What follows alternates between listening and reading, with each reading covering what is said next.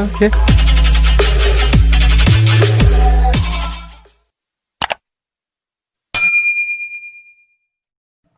Assalamualaikum warahmatullahi wabarakatuh. Perkenalkan, nama saya Jeli Puspitasari, mahasiswa Tikes Alifa Padang, jurusan Kesehatan Masyarakat. Baiklah, dalam video kali ini saya akan menjelaskan apa itu korupsi, apa saja bentuk-bentuk korupsi beserta contohnya, dan apa saja penyebab terjadinya korupsi. 1. Pengertian korupsi. Secara harfiah, korupsi atau corruption yang berasal dari bahasa Latin yang berarti busuk. Beberapa pakar juga menyampaikan pendapatnya mengenai pengertian korupsi. Salah satunya adalah Robert. Menurut Robert, korupsi merupakan satu tingkah laku yang menyimpang dari tugas-tugas jabatannya dalam negara, di mana untuk memperoleh keuntungan status atau uang yang menyangkut diri pribadi atau perorangan, keluarga dekat, kelompok sendiri, atau dengan melanggar aturan pelaksanaan yang menyangkut tingkah laku pribadi. Secara yuridis, definisi korupsi telah jelas dan gamblang tertulis dalam Undang-Undang Nomor 31 Tahun 1999 yang berbunyi, setiap orang yang dengan sengaja dengan melawan hukum untuk melakukan perbuatan dengan tujuan memperkaya diri sendiri, orang lain, atau suatu korporasi yang mengakibatkan kerugian keuangan negara atau perekonomian negara.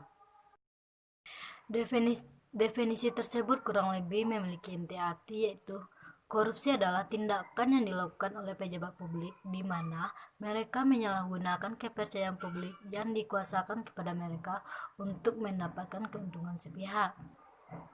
2. Bentuk-bentuk dan contoh korupsi. Pertama, merugikan keuangan negara. Penyalahgunaan wewenang, jabatan atau tindakan yang melanggar kepentingan umum termasuk tindak korupsi karena merugikan keuangan negara. Misalnya seperti ini. Mobil dinas yang disediakan untuk pejabat negara justru digunakan untuk kepentingan pribadi atau keluarganya. Yang kedua, suap menyuap. Suap menyuap biasanya dilakukan sebagai upaya memuluskan kebutuhan si penyuap dengan memberikan sejumlah uang kepada orang lain. Contoh kasusnya seperti ini. Seperti yang kita lihat, para pelanggar lalu lintas yang memberi sejumlah uang kepada polisi agar lolos dari hukuman.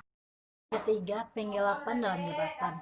Pelaku tindak korupsi ini adalah mereka yang memiliki jabatan tertentu dengan melakukan tindakan penggelapan uang atau dokumen berharga lain yang menguntungkannya. Contohnya seperti ini. Menggunakan kwitansi kosong agar nominal uangnya di dalamnya dapat direkayasa oleh si pelaku. 4. Pemerasan.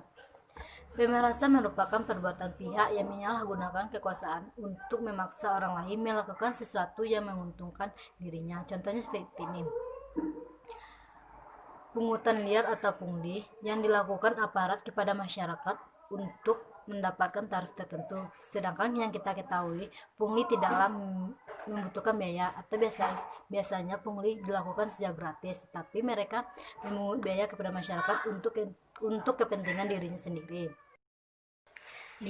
Perbuatan curang. Segala bentuk tindakan kecurangan termasuk ke dalam tindakan korupsi. Salah satu contoh seperti ini. Pemborongan proyek bangunan yang melibatkan kecurangan kontraktor, tukang, ataupun toko bahan bangunan. 6. Benturan kepentingan dalam pengadaan.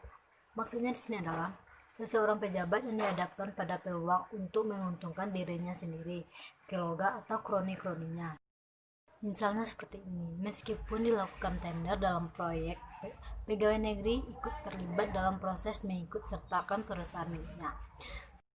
7. Gratifikasi. Tindak pidana korupsi ini sangat dekat dengan masyarakat. Bahkan banyak yang tidak sadar bahwa secara tidak langsung mereka melakukan gratifikasi. Gratifikasi merupakan pemberian hadiah dalam bentuk apapun kepada pejabat publik dengan harapan adanya timbal balik dari si penerima hadiah yang diberikan.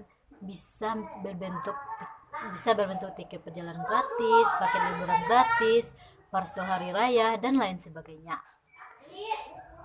3. Penyebab korupsi. Menurut Gunn teori, faktor-faktor penyebab korupsi yaitu: 1. Risk, keserakahan; 2. Opportunities, kesempatan; 3. Needs, kebutuhan; 4. Exposure, pengungkapan.